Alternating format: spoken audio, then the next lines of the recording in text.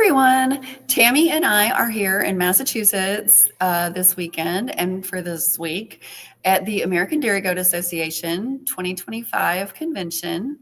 And I wish we had done a live stream last night because we didn't, and there's so much information.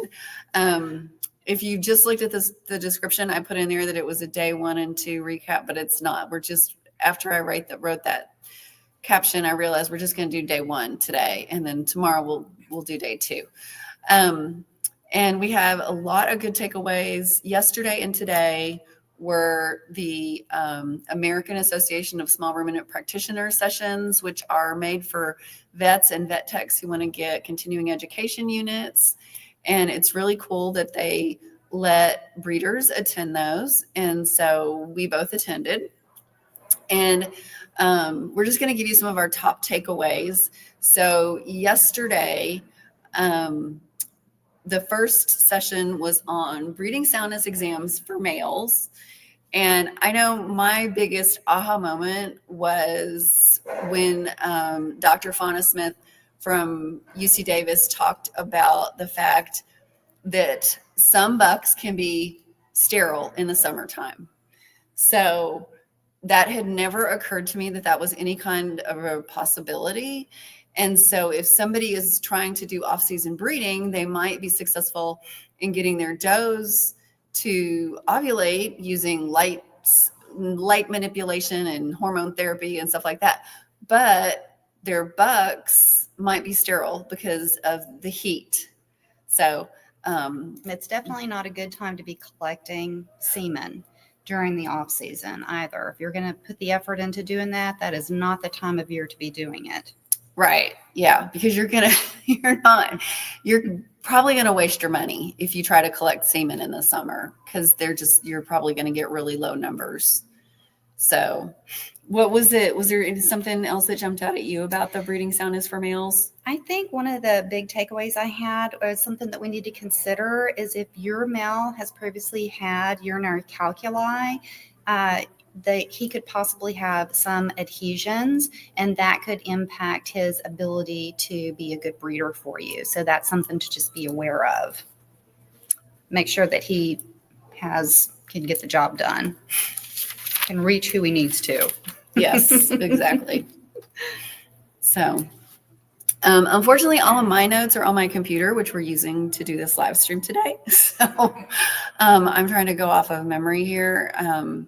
And that was the really big one for me.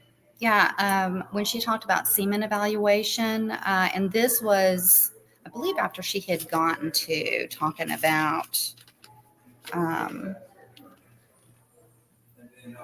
think that this was artificial insemination when she was talking about evaluating sperm. I just thought it was really interesting kind of getting some stats of 1.5 to 6 billion sperm during one good act, and that sperm usually lasts for about 24 hours, but only about 5 to 10% of it actually penetrates the cervix. So there were just a lot of sort of deep dive details that were really interesting new information to me. Mm-hmm. Yeah. And when you look at the number that have to actually, like, you're starting with billions to get that, because only 5 or 10% is actually going to get to where it needs to be. And we got to see some really cool videos of sperm, and, she showed us a good sample and a bad sample, and the good sample was just like tons. They were dancing everywhere. Yeah, they were everywhere. And the other one, I actually leaned over to Tammy and I was like, that's a video. It looked like a picture. Yeah, it looked like a picture. And like, if you looked at it long enough, you could see there was one little sperm in there. A couple little tails that were just sort of jerking every once in a while. There was no movement. And we got to see those side by side as an example of really good sperm quality versus really poor sperm quality. The difference was absolutely amazing. Yeah. And the other thing too is that sperm abnormalities can cause a lot of breeding difficulties. And so she was showing pictures of sperm like the classic picture of a sperm, it just looks like a little circle with a little squiggly line going off of it. And there are all kinds of abnormalities that they can have. And if they can have a coiled tail, and if the tail is like coiled up, it's not gonna be able to swim, basically. Can't get the job done if you're not propelling across yeah to where you need to get to. Which reminds me, one of my favorite, did you see in the vendor hall, like my favorite sign is the Blue Mountain Swim Team? Yes. I picked up a business card from them because I thought that was so cute. It is adorable. So you can actually get a t-shirt from them that says Blue Mountain Swim Team on it, and it's pictures of all these sperm swimming around it. And Blue Mountain is the name of a semen collection company. So that was really creative. Okay, let's see here. Is that this is still talking about semen? This is all about the females. No, this is about suspending sperm. The information was so interesting. I took way too many notes, but okay. Yeah, it is complicated, and you can see why why it's just not 100%. There's so many little tiny things that can go wrong with the semen. And then in the next hour session, it was about breeding soundness exam for females. And that was also really complex too, when you got into the females. And she did immediately start out saying that season matters for infertility versus fertility with the females as well. So that's definitely something that we need to keep in mind when our girls aren't getting pregnant. Maybe it's not the goat, it's the season that we're trying to breed them in, especially if we're trying to bring them into heat when it's not a typical time of the year for them to be getting pregnant. Yeah. And a lot of people, they didn't actually talk about this, but with Nigerians, so many people, it's still such a common myth that Nigerians cycle year round. It's like, well, some do, but the longer they've been out of Africa, the less they do it. And I've had a number of people already this fall saying, I haven't seen my doe in heat. And I'm worried. And then just one of those people that I reassured, don't worry about it, it's fine. And I just showed Tammy, I got a private message today from one of our Goats 365 members who said his doe just came into heat today, and he was so excited because she's bred now. So, and we were talking about how excited that we were, when we remember having that first accomplishment, our first kids that are coming from our farm. So he was very excited. Yes, he was. It was so funny. I got the message and I was like, oh my God, this is so cute. So it is fun. It's exciting to know that oh my gosh, we're going to have babies. So she did talk about how important, and we talk about this a lot too, how important good record keeping is.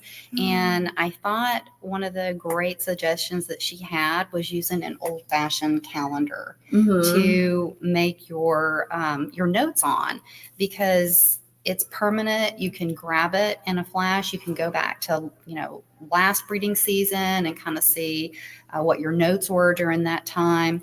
And you've got the day that your doe was bred. You can quickly kind of zoom through and see about when you should be expecting kids. So that was, I thought, a really neat suggestion. It's kind of sad that we've gotten away from using calendars. So here's a way to bring them back around and hang them on the wall with cute pictures of goats and support some of the local groups that we want to that are selling calendars. Right. Yeah. In the goat world. Yeah. And you can put a calendar in your milking parlor so that, if you've got a goat in the milking parlor and she's in heat and you don't want to breed her today, you can still mark the calendar and know that you can expect her to come back into heat again in 3 weeks. And one of the things, this is really funny because I love the fact that just about every single vet that speaks at this conference actually raises goats. So they have practical experience that they combine with their veterinary knowledge. And and I'm like, oh, now I understand why they don't trust humans. Because somebody's like, oh, I'm so worried, my goat is overdue, she should have kidded last week and she hasn't. And there are very, very few vets who will induce your goat. And I always tell people it's because they trust the goat's body more than they trust your record keeping. And then hearing, from vets who raise goats that they have accidentally missed recording a breeding, or doing a rebreeding. It's like, well, yes, you bred the goat 3 weeks ago, but it just came into heat again. So you rebred the goat again and you forgot to write that one down. One of the cases where I do know somebody that they talked their vet into inducing a goat. She gave birth to kids that were 3 weeks too early and they didn't survive because they were too small. So, and I know I've done that, especially when I had kids at home still. I think sometimes they would rebreed a goat and then forget to tell me, so it didn't get recorded. So it was not that unusual to have a goat give birth 3 weeks after we had it on the calendar. So yeah, I've definitely had that happen as well. And it was great because since these veterinarians are raising goats, we got to hear some personal stories too, where they're actually telling us about things that happened in their herd. So it definitely kind of pulls all the information together for you. And then we talked about small ruminant obstetrical basics. One of the things that was definitely repeated throughout a bunch of the talks that we heard yesterday was how important it is to have visible IDs on your animals. Those of us who, just have 3 or 4 around, you definitely know who they are. But once you start getting into, 20, 30, 40, you really need to have a way to definitely ID your animals, and especially if you're going with a breed that they all look the same. And it's really important that you have that information for your veterinarian, so that you can definitely ID an animal that you think you may or may not have problems with. But knowing, the date that particular animal got pregnant is so important. And they kept repeating this. I noticed it was just sort of something I kept hearing from different speakers, how important it was that we know that we have a visual ID on our animals instead of just thinking that, Sarah was bred, but it was actually Julie that was bred. And then you're tracking Julie, or you're tracking Sarah, but it's Julie, and it just causes a whole bunch of confusion. So yep. Yeah. And back when I had 3 white goats, I had different color collars on all of them. But that was the only time I really worried about it, was with the white goats, which it came back to bite me because I had a mother-daughter who were both chamoisés. They looked like Oberhaslis. And I had on my calendar that one of them was due at a certain day, and I'm watching for an udder, and she's not looking pregnant. She's not getting an udder, and I'm really disappointed.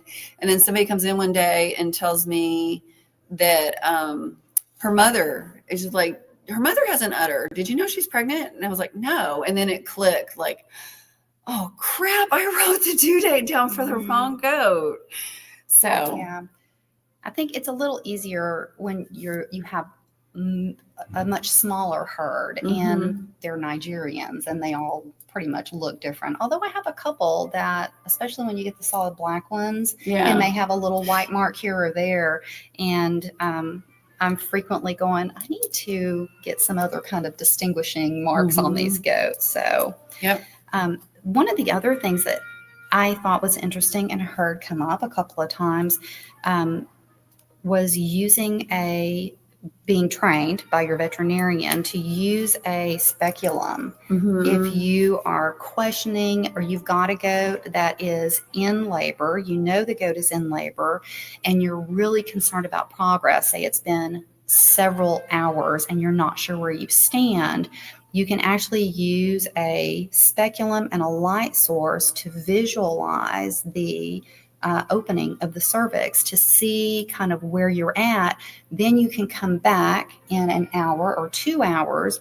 You see that your goat's actively laboring, and you can visualize it again. And this is so much less stress on the doe because you're not holding her down, putting your hands up in there, especially if it's a first-time mom and she's really kind of, upset about what's going on in general. But if you take a look an hour or 2 later and there is no change, you need to call your veterinarian because you have a visual assessment of what's going on and start getting some guidance from your vet on what's happening at that time. Of course, if you see that the cervix is opening, or she called it the big blue abyss, which is you just see blue in the background, that is the bag of waters in there. So you know that you are where you need to be. Yeah. Yeah. I thought that sounded really good because goats do not like it when you stick your hand in there. And so just a speculum is like really small. It's a little glass or plastic clear thing. It's like about this big. So it's really small, and that you would actually be able to see it, which is really cool because sometimes your fingers have a really hard time figuring out what you're feeling. Like you're closing your eyes and you're going, is that a nose or a hip bone or, you know? And so the idea of being able to see it is really great. It is, because if you're brand new and you've never done it, and your vet is telling you need to check, you're on your phone with the vet and she's telling you need to check. If you have no idea what you're feeling for, it is really confusing. Like you really start to question yourself. So it's nice to be able to actually see something. Yeah. I have even been known, if this is not the first doe to be kidding, I have even been known to pick up a newborn kid from the next pen and like close my eyes and feel different body parts. Like, is this what it feels like? Is this what it feels like? To try and figure out what I'm feeling. Yeah. Okay. Obstructive dystocia. I thought that this was pretty interesting. And because she, brought up some things that we need to be aware of from our doe's past. It could just be a large fetus that is having a problem coming down. But if your doe has had a previous pelvis injury, and it may be a situation where you don't even know that injury had occurred because it healed up, that could create issues for babies making it back down the birth canal, multiple fetuses coming down together. Of course, the presentation, if they are not coming down the way they're supposed to be, that can definitely create a traffic jam that you're going to have to rearrange to get babies out. And she did remind us that the baby that is closest to you may not be the one who actually needs to come out first. Sometimes you have to push that kid back and grab the one behind it, because the one that's in line second is easier to get out. Then you got a little bit more room to rearrange the kid who's in a more awkward position that needs help coming out. And then, of course, non-viable kids always are big troublemakers when live babies are trying to make their way out. Yeah, that was one of the things. It's interesting. I first heard that at an ADGA conference in Michigan in 2011 or 2012. It was the woman who had toxoplasmosis in her herd. Toxoplasmosis is a disease. If you've ever been pregnant yourself, your obstetrician or midwife told you don't change the cat litter box because cats can give you toxoplasmosis, which can cause you to have a miscarriage. And the same thing can happen in your goats. And so this poor woman had her whole herd was infected with toxoplasmosis. And so they were all the babies had died in utero. She had 15 does giving birth to dead fetuses. And dead babies just do not, because they're just like a big blob of no muscle tone, and this just being pushed around by the uterus. And so you get all kinds of crazy presentations. And I know, so we're up to like around 775 births or so. almost always the craziest presentations, it's like, oh, great, this is a dead kid. Because live kids get themselves into that diving position, and they are using their muscles to help push themselves into the birth canal and get themselves born. And if they have died in utero, then they can't do that. And once you've experienced that, and and there's a problem, you're going in to try to help the doe, what you're dealing with when you feel a dead kid in there. There is just no body tone. It's just like noodles moving around. So you definitely, once you've experienced it, you know what it is the next time. I thought this was really important to bring up. I think sometimes we get in a hurry, we get in a panic, and we forget to do important things like wearing an obstetrical glove. Keep that nearby in whatever you use as a birthing kit so that it is easily grabbable. Because if you are putting your arm into a goat, you really need to be protecting yourself. So, they also talked about how important it is to restrain the goat. So hopefully you have somebody there to help you out, because if she's jumping around while you are trying to do an assessment of what's happening, there can be a lot of injury that happens not only to your goat, but to you. But that is where you run into things like uterine tears and those sorts of injuries happening. And we always want to be sure and remember to try to do this in as clean a manner as possible. So using some chlorhexidine or something like that to kind of quickly clean the vulva off, and using lubrication. They did say that most of the time early on, there's plenty of lubrication, but once they've been laboring for a while, you definitely want to use some lubrication.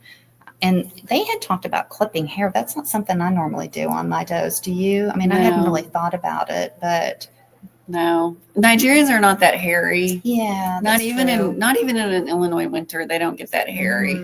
So I've never felt like, ew, there's too much hair. Some breeds are hairier than others. So maybe on them you would consider kind of clipping the back end and the tail and stuff, just in case you're having to get in there. Some of them do. Like I remember my La Manchas could have hair this long in the middle of winter. It could get really long in winter. So, but I always worried about stressing them out at the end of pregnancy, because they're not that crazy about being, having a pair of electric clippers back there clipping the hair. Yeah, I can remember early on being told by my vet that even something like hoof trimming can really stress them out at the end of pregnancy. So I always make sure that I get a good hoof trim in a few months before they're due, for sure. Yeah. Okay, let's see here. Did you want to discuss that? That was something that she mentioned. Oh yeah, that was really interesting too. Because I know your experience has been different with this. Well, I don't know. So one of the vets talked about always, it is a different word. So I've always heard people say, and I wrote it down, I've always heard people talk about bumping a goat to see if she has more kids, or bumping. I think it's bumping. I wrote bounce, but I think it's fun because I had never heard the word she used either. I think the word she used was like blotting. Yes. Blotting. So. I've never heard blotting.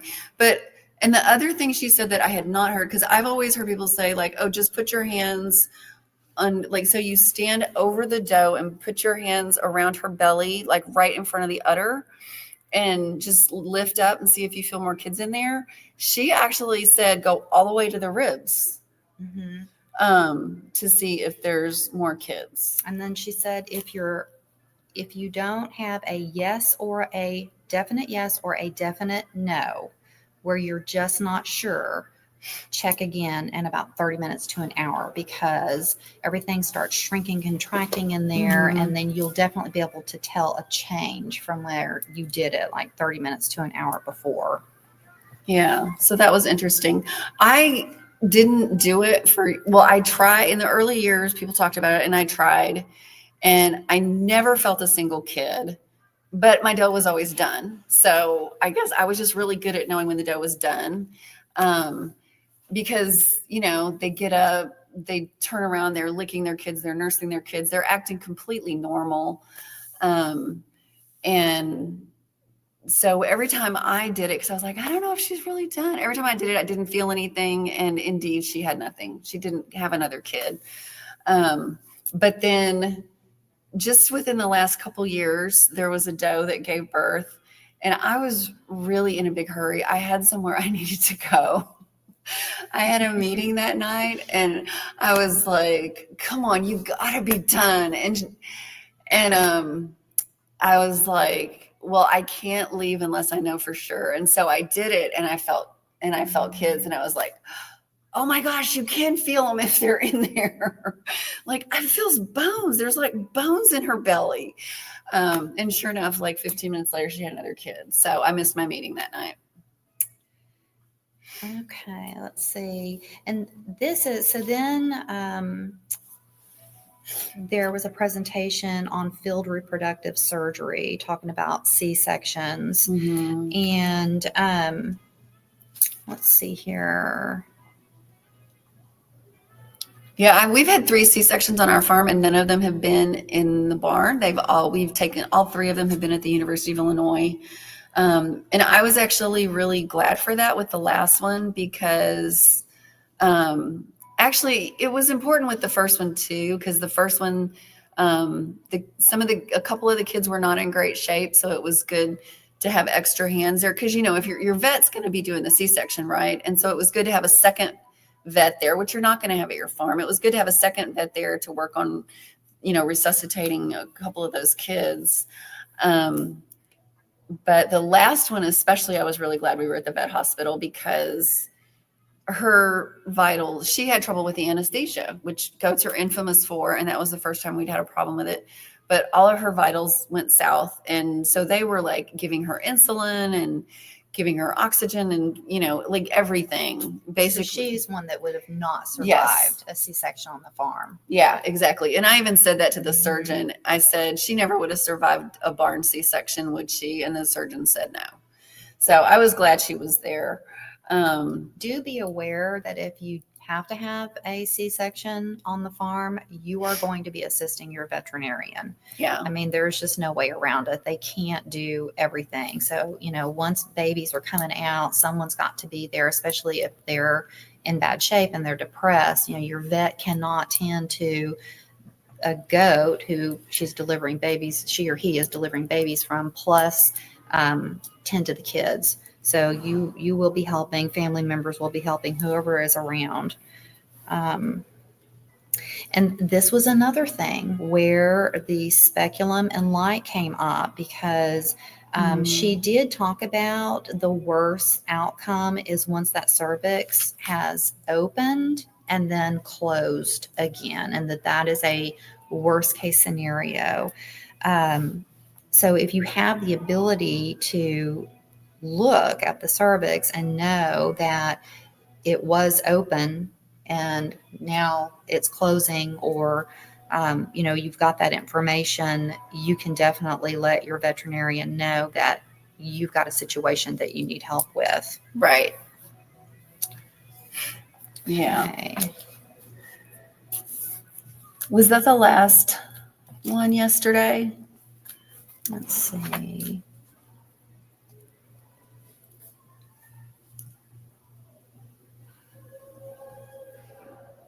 They talked about different types of anesthesia. Let's see here. Controversy about oxytocin. Oh, another thing too. Okay, this was really interesting. There is an obstetrical product called J-Lube.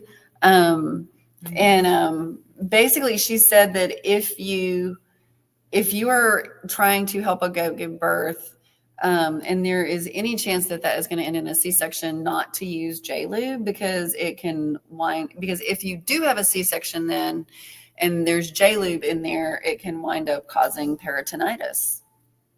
So So that was really good to know. And then they talked about castration, and Yeah, she briefly talked about castration, and then they talked about that again today.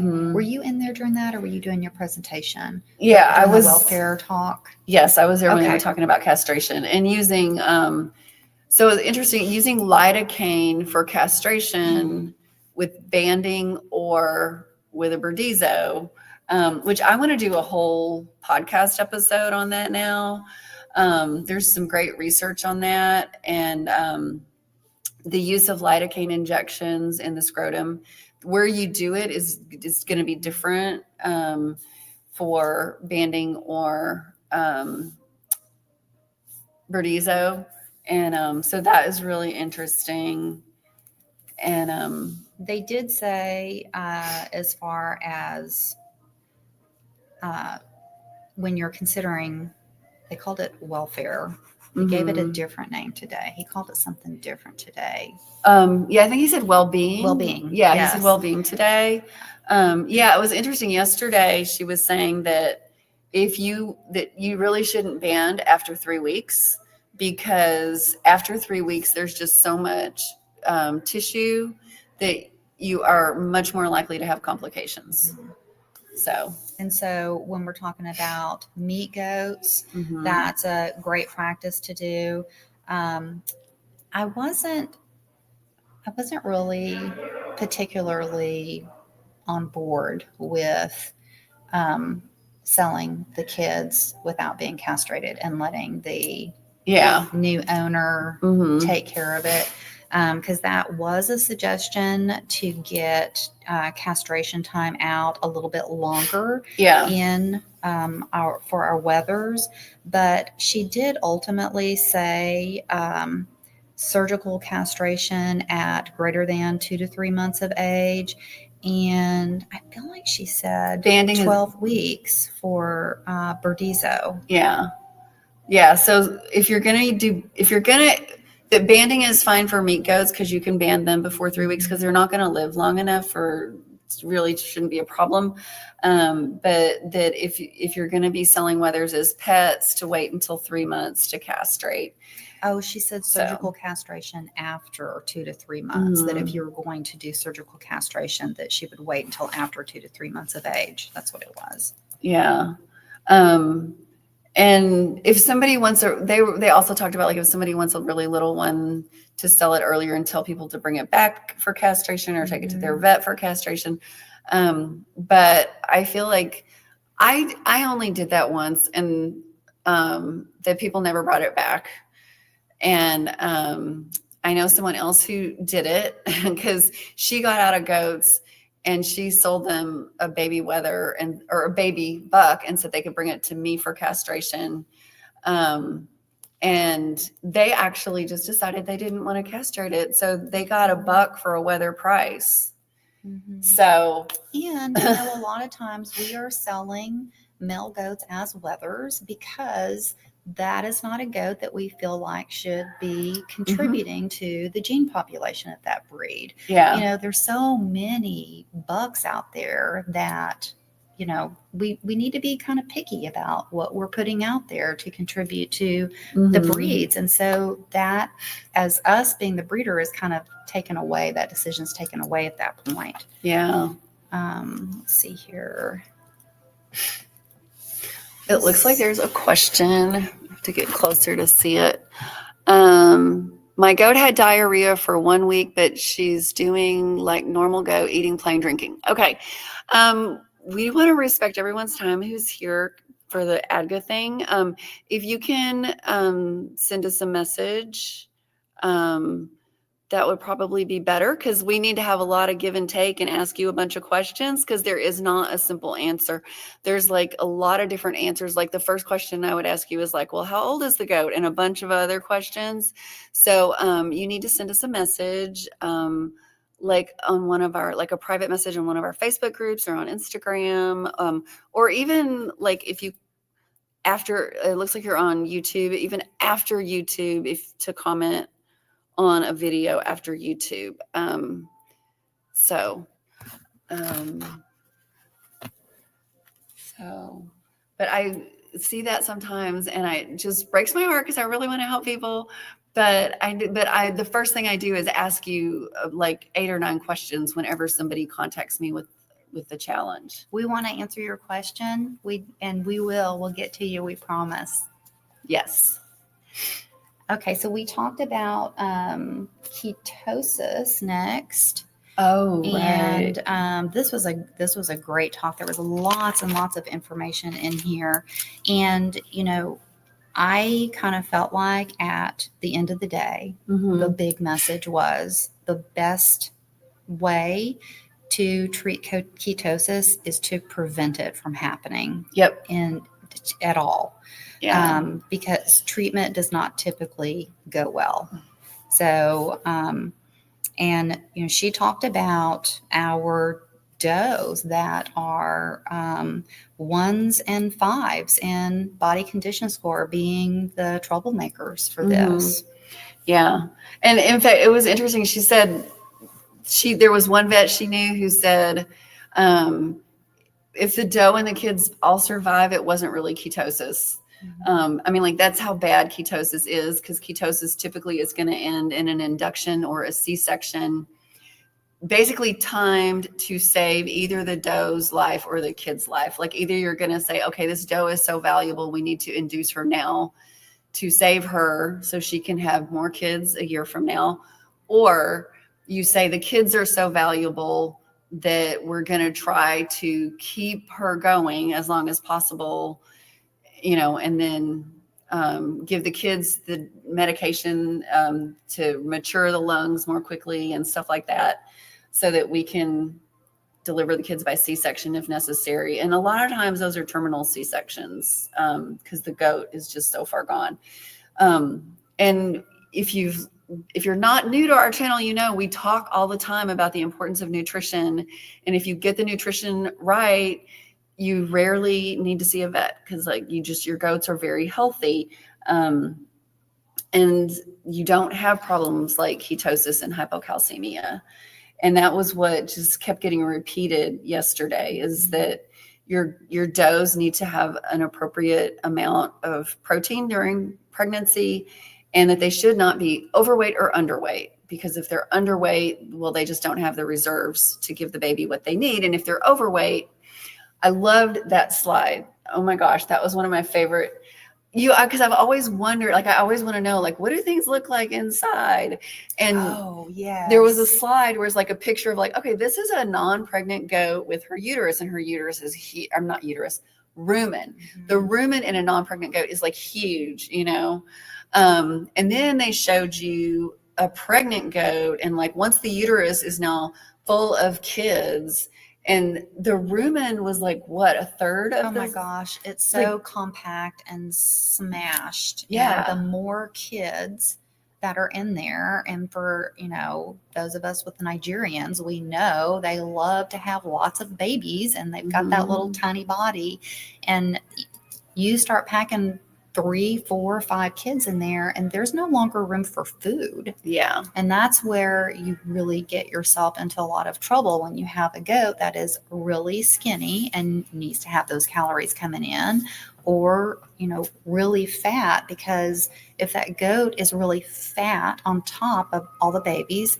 and the tiny rumen space, when we can see a lot of fat on the outside of the goat, there's a lot of fat on the inside of the goat taking up space in there too. Yeah. So everything gets super complicated with them. Mm-hmm. And let's see, she did also bring up the possibility that sometimes ketosis could possibly be genetically linked. So if you have a doe who had a problem with ketosis before, and that you have all of your chess pieces on the right places on your plan board, you should definitely keep an eye on that goat. If you couldn't identify a specific problem that caused that issue the year before, you should keep an eye on her in the future for a repeat. And another thing that she reminded us is that once we get to a situation where we have a doe with ketosis, sometimes we also see hypocalcemia coming into play. So it's really important to be on top of your goat's calcium requirements nutritionally as well. Yeah, and then the importance of giving them propylene glycol rather than just pure sugar sources like honey and molasses and stuff like that. And that just comes down to how that energy, how that product is converted into energy quickly and efficiently for the animal, and not upsetting rumen bugs. Right. Yeah. And we've got a whole podcast on propylene, on ketosis, because you cannot give propylene glycol indefinitely. There's a limit. I don't want to quote it because I don't want to get it wrong, but it is in that podcast that we did with Dr. Vanson, where he talks about how, like, your upper limit of like how long you can give propylene glycol. So, oh yeah, there you go. The rumen takes up 2/3 of the abdomen in a non-pregnant goat. So, and I got pictures of those slides. Did you? I think so. Okay, yeah, I'm pretty sure I did. Yeah. So I want to do some more follow-up stuff on this later. And I've taken so many pictures of slides that have photos and charts and graphs and all that kind of stuff. So she did touch on some ways that we can guarantee that our girls that are on the lower side with body condition, we need to observe where they are in the pecking order and make sure that they are getting appropriate food, that there is enough feeder space. And, you know, if you've got multiple girls that are pregnant at the same time, there's always going to be the mean girls who push everybody out of the way. So you need to make sure that there is plenty of space for your goats to get the nutrition that they need while they're pregnant. Because that, you know, it's like, I remember when I was huge pregnant, I was like eating little meals all the time because you just, even we don't have space. Yep. And she did say that over-conditioned does are harder to manage. Because you can't put a pregnant goat on a diet.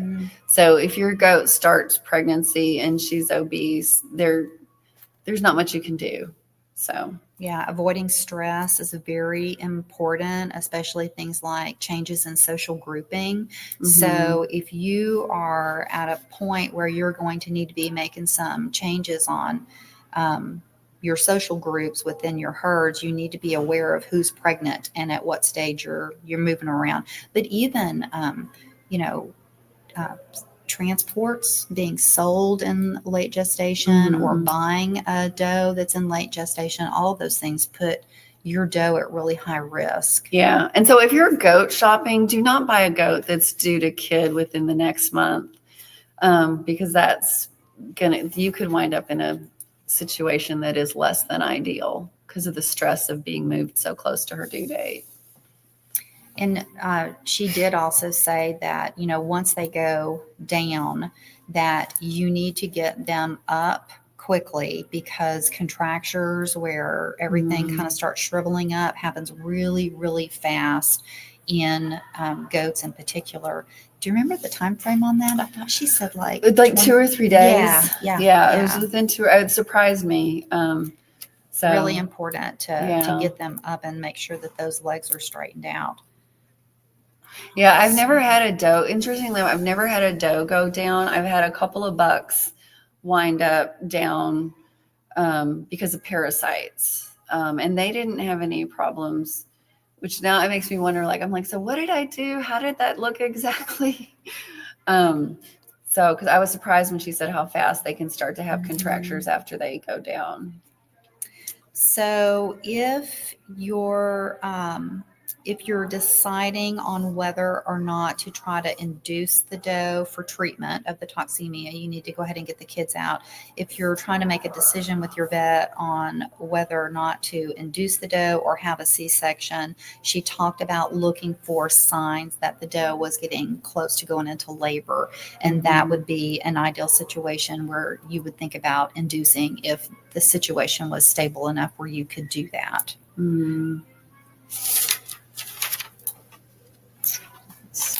Colostrum. Oh, failure of passive transfer. So, and then next session was this. We're still in yesterday. Oh my It was gosh. a lot of information, was guys. so- It was like open mouth, insert hose, but it was just so amazing, all of the info. Yeah. So then we had Dr. Plummer talk about colostrum management and failure of passive transfer. Oh my gosh. Okay. You know what? Because Dr. Plummer has worked with a lot of commercial herds, and you would think, I mean, wouldn't you think if somebody has 300 or 400 goats that they know what they're doing? Mm-hmm. Like, I was shocked. Sometimes people come to me and they're like, oh, well, I'm doing this because somebody told me to, and they've got 20 goats or something. And it's like, he was telling stories about problems that, like the herd, they had, like, it was like a 300, 400 goats in their dairy. And they were having all of these sick kids. Do you remember, was it E. coli? Well, so he was calling it neonatal diarrhea. Yes. So when you have a newborn goat that is less than 14 days of life that is pouring diarrhea, it is probably either an environmental contamination. He talked about the E. coli, or that kid did not get enough colostrum. It has failure of transfer. So that is one of the signs that the kid did not get enough colostrum. Mm-hmm. And this dairy that had like 300 or 400 goats, this person that was running it had this problem with diarrhea in the kids. And so he starts going over the management and finds out that because she's like, so what do you do? And she said, oh, well, when they're born, we give them three of colostrum, because that's what we were told, to do. And he was like 3 ounces, and she was like, was it 3 milliliters? 3 which milliliters. Is less than a teaspoon. I'm like, how did they even survive? Like, I would not have thought that those kids would have survived with 3 mil of colostrum. I mean, getting diarrhea and some of them dying was just amazing. There was a lot. I think I took some notes on that, but like I said, I can't access them because they're on the computer here that I'm using to talk to you guys on. She's looking at my hand scratch, trying to interpret what I've got on my notes. But as a reminder, colostrum is so important for our small ruminants, because our goats, because they don't get a transfer of immunity from their mother like humans do. All of it happens through colostrum. And something that someone talked about on the podcast before, and it was repeated in this, was that intestine in a newborn baby is specially designed with really large openings, microscopic openings, but they're larger than normal, so that all of these wonderful things that's in this colostrum can pass through and give that baby goat start giving it some immunity. And if they are in an environment that's really dirty, where they get a bacteria on board really quickly within minutes or hours of being born, or some other kind of contaminant, that tissue shrinks. It clamps down as a protective mechanism. But what happens is the colostrum can't do its job. It can't fit through either, because all of those wonderful antibodies are very large. And they need that extra space to pass through. And once it clamps down, it doesn't open back up again. So one of the things I thought was really interesting about colostrum that I had not heard before is that, I always get excited when I have a goat that's got an udder like this before she kids. But goats that freshen with a lot of colostrum like that, it is usually going to be the antibodies are not as concentrated as the doe that freshens with a smaller udder. So if with the big udder, the kids actually need to consume more. So if a doe has a smaller udder, it's okay, because it's going to be more concentrated. So it took me a minute to figure out what he was talking about. And then I got a visual in my head of, if you're, for instance, talking about a teaspoon of antibodies and a teaspoon of antibodies, if it's in this small volume, that's excellent. But when you've got the dough that's got the giant udder, you really got to get a lot of volume into the kids so that they get those antibodies. So I had to kind of get a visual in my head to figure out what he was talking about at first. Yeah. So even though those does with a huge udder, their kids might gain an astronomical amount of weight within the first 24 hours, it's not necessarily better because of the quality of the colostrum. And he again talked about using a Brooks refractometer, because we've heard that. Was it Dr. Van Son that talked about that? Yes, Dr. Van Son. We have a podcast on colostrum with Dr. Van Son, and he talked about using a Brooks refractometer to see what the Brooks level of your colostrum was. And that was really interesting because I think they said that the Brooks level of most goat milk, Dr. Plummer doing this presentation said he wants it to be about 22. At least 22. But didn't they say Nigerians should be higher? I think they said Nigerians should be like 30. I think it's on the next page of your notes. 30 or higher. Yeah. So Nigerians, because again, let's think about this again. It's the smaller udder. So it's going to be more concentrated. So your Nigerian's got a smaller udder, you want the Brooks to be 30 or higher. Whereas in a big goat, it can be 22. So. I think they also mentioned it had something to do with other solids in the milk. So I'm wondering maybe like the higher butterfat content and all of that in there. Do you remember? Do you remember this part? No, I'm Sometimes not sure. I start writing down notes and I can't remember what it meant. Okay, let's see. Oh, another big thing too. Do not pool colostrum. Yes.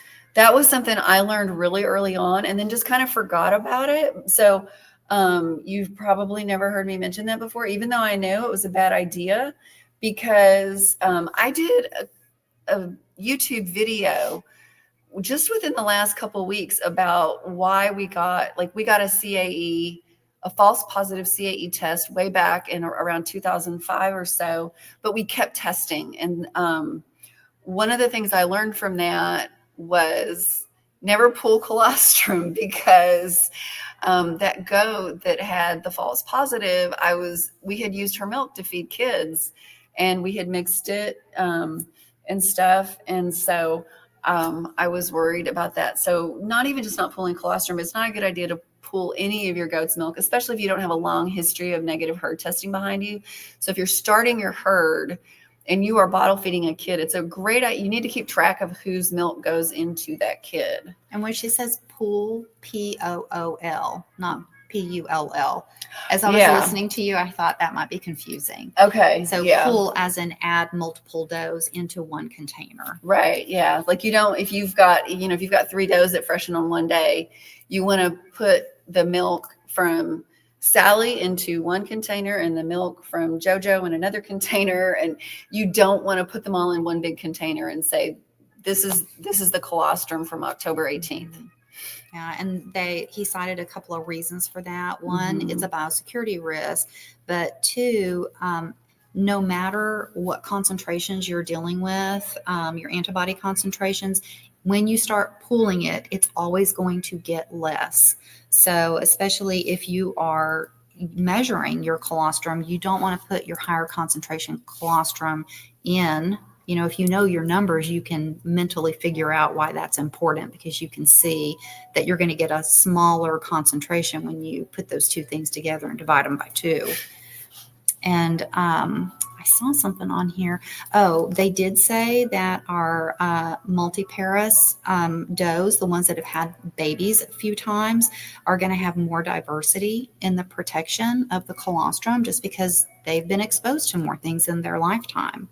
And they also mentioned that the time of collection, and I was surprised because I have never really tried to get colostrum at 1 hour. I mean, if I can, but sometimes you're still dealing with kids being born at 1 hour after the first one's born.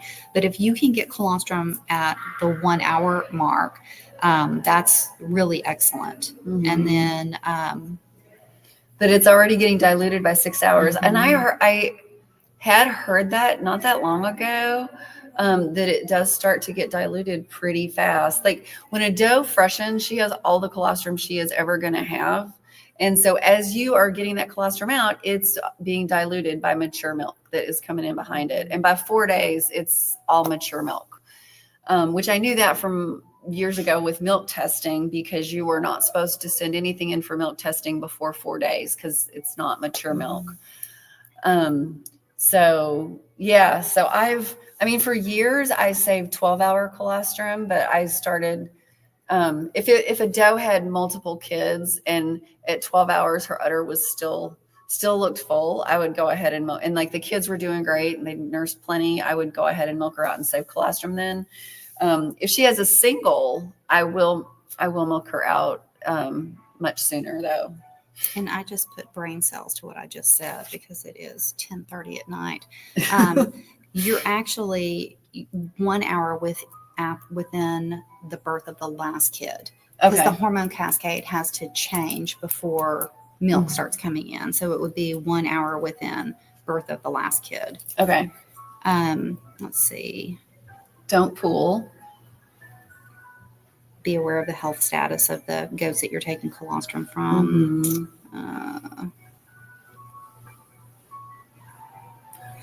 They talked this was really about feeding colostrum. But this is important to talk about. If you are feeding your kids colostrum, it is really important that you do not mix it with colostrum replacer.